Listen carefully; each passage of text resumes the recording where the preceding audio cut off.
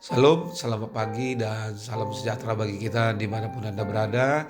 Dan selamat memasuki pekan yang baru saat ini bagi kita sekalian. Dan tidak lupa kami mengucapkan selamat ulang tahun bagi Anda yang merayakan ulang tahun kelahiran dan ulang tahun pernikahan. Kiranya Tuhan memberkati hidupmu dan rumah tanggamu.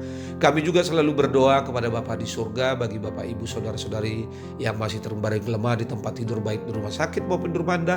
Kiranya Tuhan menjawab doa-doa kita dan Anda sekalian diberikan kesembuhan untuk dapat kembali beraktivitas sebagaimana biasanya. Dan saat ini di hari yang spesial kami mengucapkan selamat Hari Ibu bagi ibu-ibu tercinta di tengah-tengah rumah tanggamu. Kiranya Tuhan memberkati hidupmu dan menjadi berkat di tengah-tengah keluarga. Sebelum kita memulai aktivitas di pekan yang baru ini, mari kita terlebih dahulu mendengarkan firman Tuhan untuk hari ini yang diambil dari kitab Mazmur pasal 74 ayat 16 begini dikatakan.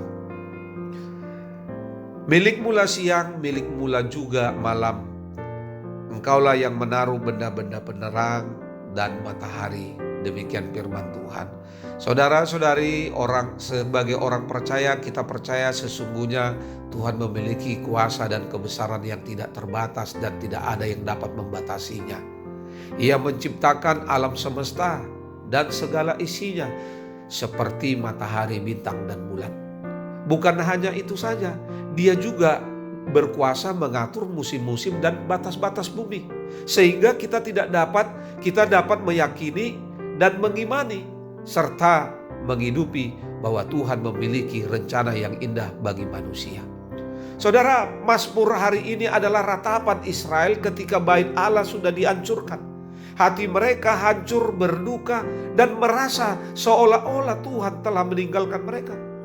Di tengah-tengah situasi seperti itulah Asaf menuliskan firman Tuhan ini yang merupakan pengakuan iman yang sangat luar biasa. Mazmur ini meyakinkan kita bahwa meskipun umat sedang mengalami kesulitan dan kehancuran, Allah tetap yang berkuasa penuh atas segala sesuatu dan merupakan sumber kekuatan serta harapan yang tidak terbatas. Melalui keterbatasan-keterbatasan yang ada, Tuhan juga mau mengajarkan kita untuk tidak berharap dan mengandalkan sesamanya manusia. Ketika mengalami masalah besar atau kecil, seringkali kita berusaha mengatasinya dengan kekuatan sendiri.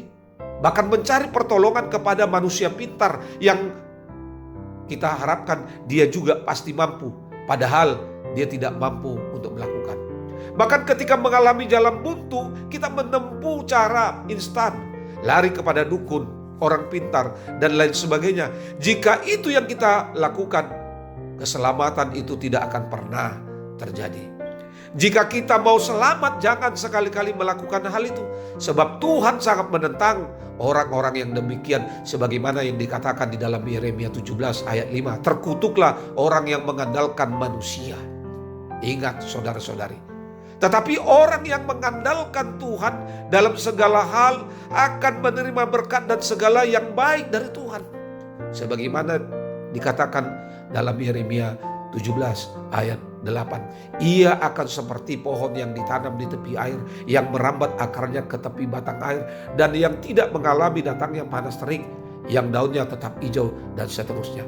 Saudara-saudari, mungkin juga kita mau mengandalkan dan mempercayakan hidup kita kepada harta kekayaan. Ingat yang dikatakan oleh Raja Salomo di dalam Amsal 11 ayat 4. Pada hari kemurkaan harta tidak berguna, tetapi kebenaran melepaskan orang dari maut. Amsal 11 ayat 4. Artinya kekayaan di dunia pun tidak bisa menolong dan menyelamatkan kita. Lalu siapa?